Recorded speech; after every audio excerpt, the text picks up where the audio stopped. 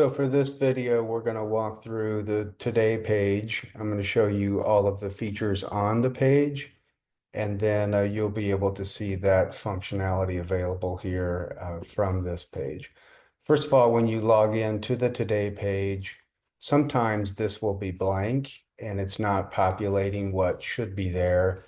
And if you click on Labor up here, that will refresh your screen, or you can just refresh your screen to be sure that you've got an accurate representation of the new employees to the district or to the organization, work anniversaries for the organization, birthdays.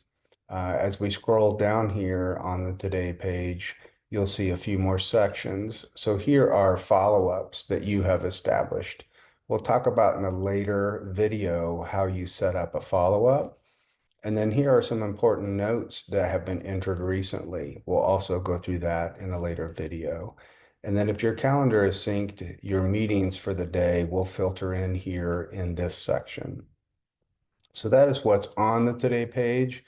You can see this email all button. So when you want to communicate with these individual employees, you can do it individually by clicking on the employee, or you can communicate with all of them with a personalized message by clicking email all.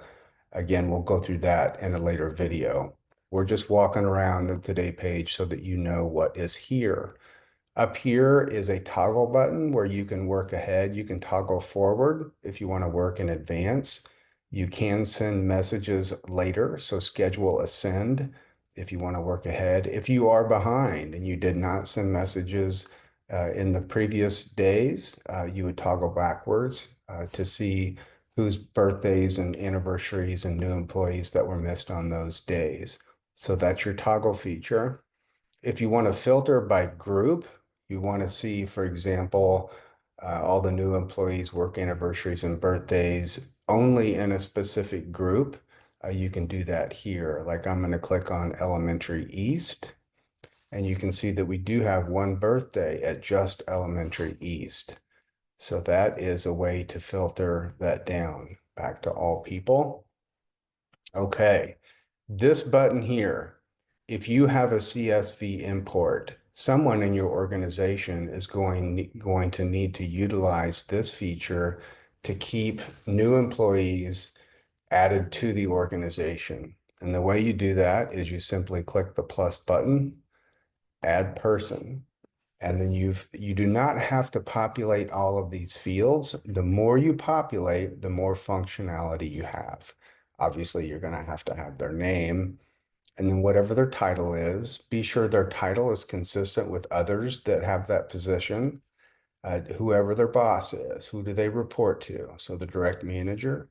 If it's someone from outside the organization, here's where you can add the organization name. For example, if you're a school, you could have PTA here. And then for title, I would put PTA president or what have you. The email address that you want them to receive messages at. If it's an employee, obviously their work email. If they're from outside, it may be their work email or it may be a personal email. Phone number is not as important, but it could come in handy when we add enhancements down the road. Birth date, if you want to send them birthday wishes, obviously you're going to need their birth date. Work anniversary, likewise, when they're hired to the organization, you want to put this in there. If they're a board member, I would put in the date that they were elected or appointed to the board. That way, every year, you'll have the opportunity to congratulate them on another year of service. Their address, this is for the handwritten cards feature, so you want an address here. If you don't have a physical address, but you have a PO box, obviously you would use this line. The years of service, this section is only for if someone has left the organization and come back. Otherwise, disregard this section. But so if someone has left and come back, you can see that it's going to override the value, and you'll have to every year come in and update that. So somebody's going to have to keep track of that if someone has left the organization and come back.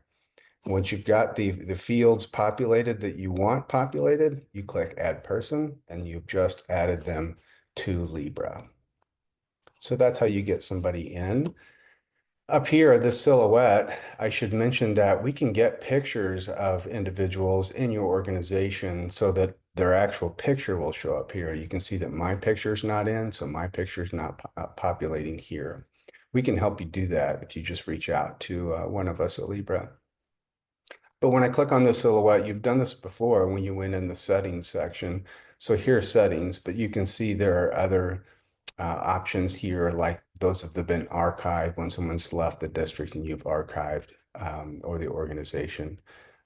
So just this is also where you would sign out as well.